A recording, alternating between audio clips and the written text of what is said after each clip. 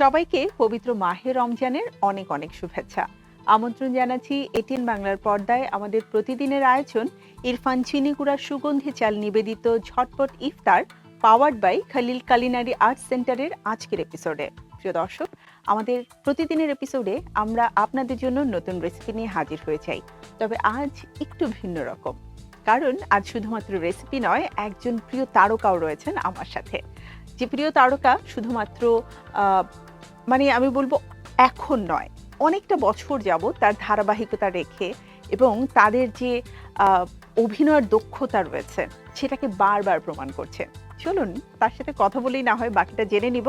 আমি পরিচয় করিয়ে দিচ্ছি আমাদের আজকের তারকা, আমাদের সবার প্রিয় অভিনেত্রী দীপা খন্দকার রয়েছে আমাদের সাথে, এবং সেই সাথে আমাদের মাঝে রয়েছে আমাদের রন্ধনশিল্পী দিল আফরোজ সায়েদা। অনেক অনেক শুভেচ্ছা দীপা আপু, কেমন আছো? আমি খুব ভালো আছি, তুমি কেমন আছো? খুবই ভালো আছি এবং থ্যাংক ইউ এত ব্যস্ততার মাঝেও আমাদেরকে সময় দেওয়ার জন্য। না, সব সময় ভালো লাগে, কারণ রমজানের এই বিশেষ আয়োজনের সাথে থাকতে পারলে আমার খুব ভালো লাগে। থ্যাংক ইউ, আমরাও আজকে খুব ভালো একটা সময় কাটাবো। এবং আমাদের রন্ধনশিল্পী রয়েছে সাইয়েদা আপু, সবসময় আমাদেরকে মজার মজার সব রেসিপি করে দেখায়। তো আজকে সাইয়েদা আপু কেমন লাগছে দীপা আপুকে পেয়ে? আজকে তো অনেক ভালো লাগছে। আমার অনেক ভালো লাগছে যে আপনি থাকলেই মনে হয় যে অনেক স্পেশাল কিছু একটা আপনি রান্না করবেন, সেটা আমি শিখে ফেলবো। হ্যাঁ, অনেক বছর ধরে আপনার সাথে দেখা হয়ে যাচ্ছে এই অনুষ্ঠানের মাধ্যমে। মেইনলি তো আমাদের আজকের রেসিপিতে কি থাকছে সাইয়েদা আপু?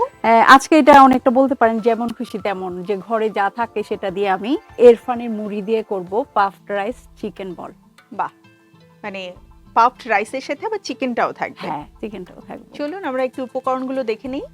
এখানে একটু ক্রাশ করা মুড়ি আছে, তারপরে ডিম, পেঁয়াজ কুচি, ধনিয়া পাতা কুচি, লবণ, কর্নফ্লাওয়ার, কাঁচামরিচ কুচি, চিকেন কিমা, আদা ও রসুন।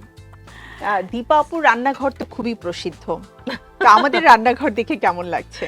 খুবই ভালো লাগছে, যে কোনো রান্নাঘরই আমার খুব ভালো লাগে, কারণ হচ্ছে মানে কিছু একটা রান্না করা যায় অথবা শেখা যায়, এজন্য আমার খুব ভালো লাগে। মানে নতুনত্ব অলওয়েজই থাকে।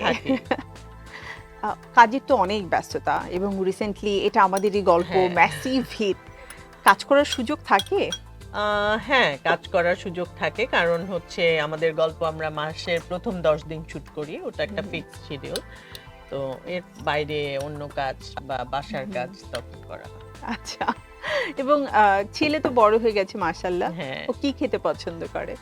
ও একটু মোগলাই টাইপের খাবার বেশি পছন্দ করে, বিরিয়ানি, পোলাও বা পরোটা, মাংস, এই ধরনের জিনিসগুলো। যেমন রোজার দিনেও আমাদের মতো আসলে ছোলা মুড়ি এগুলো ওরা খাওয়া শেখেনি একদম, ওদের একটা সলিড কিছু লাগে। তো দীপাপুর ছেলে মোগলাই খাবার যেহেতু খেতে পছন্দ করে, রান্নাও নিশ্চয়ই মোগলাই খাবারে বেশি? হ্যাঁ, যেমন রোজার সময় যেটা হয় ইফতারে, আমি মানে আমার খুব ভালো লাগে ছোলা মুড়ি, এই জিনিসগুলো ভালো লাগে, কারণ আমাদের ওই যে ছোটবেলার একটা অভ্যাস, বাসায় তো এরকম হতোই, ছোলা মুড়ি হতো, পেঁয়াজু আলুর চপ, বেগুনি না হলে তো মনে হয় কি রোজা মানে রোজাই হচ্ছে না, এরকম একটা ব্যাপার। কিন্তু এখন বাচ্চাদের জন্য যে স্পেশালি অন্য একটা খাবার করতে হয়, যেটা মেইন ডিশ। আমরা ছোটবেলায় করতাম না যে আমরা ছোলা মুড়ি খেয়ে হয়তো আমরা রাতে আবার ডিনার করতাম, কিন্তু ওরা আসলে সন্ধ্যাবেলায় ওই টাইম ইফতারের টাইমটাতেই মেইন ডিনারটা ওরা করে। এবং তারপরে আবার ওরা যে সেহরিটা খেয়ে নেয়। হ্যাঁ, আমাদের কি মিক্সিং হচ্ছে না সাইয়েদা আপু? মিক্সিং হচ্ছে, আমরা সবকিছু উপকরণ একসাথে মাখিয়ে নিয়েছি, দিয়েছি। হ্যাঁ, সাথে মুড়িটা দিয়ে সাথে আমি একটু দিচ্ছি, এটা আবার এটা দিয়ে কোটিংও করব, কিছুটা রেখে দিচ্ছি। মুড়ি দিয়ে আসলে কিছু করা যায় এরকম কিন্তু আমরা ভাবিনি কখনো। আই থিংক মুড়ি দিয়ে করলে খুব ক্রিস্পি হয়।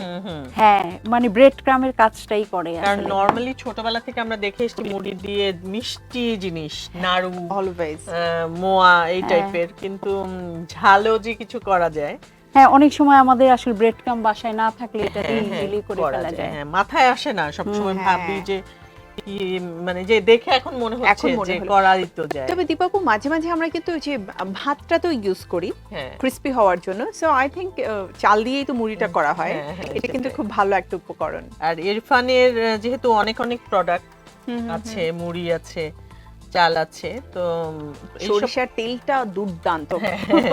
এই প্রোডাক্টগুলো ঘরে থাকলে কিন্তু আসলেই, আর বাইরে থেকে কোনো নাস্তা কিনে আনার কিনে কিছু আনার। নাই, হ্যাঁ। Right. চটপট কিছু একটা মুড়িটা করা তো যায়। আমাদের ঘরে থাকে, থাকে, রোজার হুম। সময় তো আমাদের রাখতেই হয়।